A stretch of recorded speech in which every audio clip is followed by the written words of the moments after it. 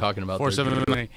No, as a gateway drug, you know what? I tend to think that it's more personality of the person that he's going to get high, man.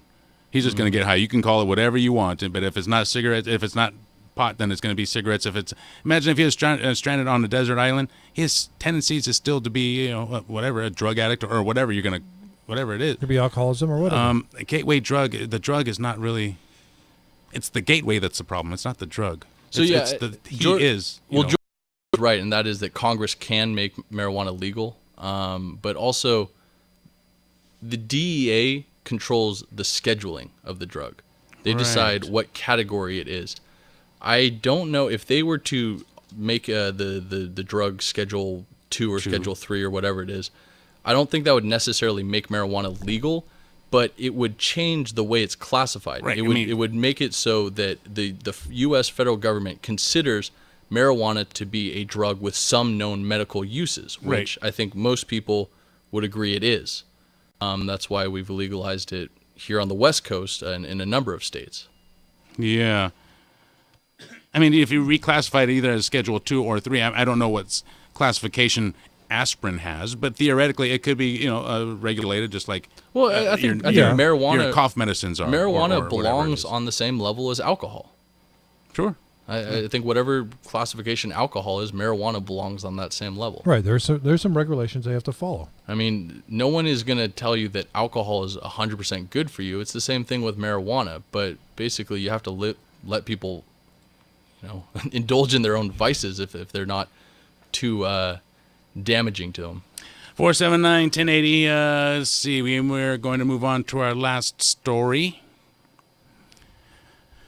Let's see. Apple faces lawsuit. FaceTime is responsible for fatal crash.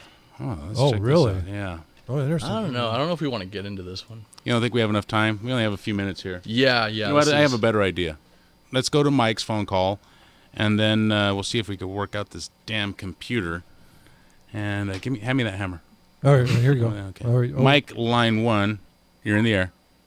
Hey, Mike. It's a great show. I'd just like to say wherever drugs are legalized, drug use goes down. And in the U.S., alcohol and pharmaceuticals are gateway drugs. That's my comment. Thank you. All right, Mike. Oh, he does have a point there. There's a lot of 479. prescription drugs out there actually gateways.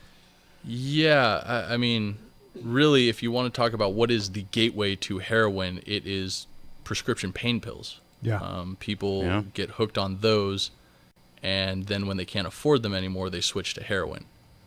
Maybe the Dutch government says something else, but that's generally how it works here in America. Also, if weed is a gateway drug, how do you explain all the people that smoke weed and only smoke weed? Yeah, that's what I'm saying. That gateway drug thing, I'm not buying. I think it's more the personality of a person. It's a person, yeah. Yeah. Because each person has a different tolerance of what their body takes, and sometimes marijuana is not going to be high enough for them, so they're going to find something else.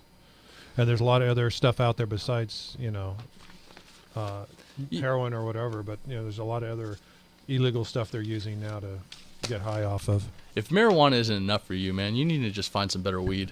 That's for sure. Oh, that's maybe true. You're listening to Flight 1080. I'm going to close off this window.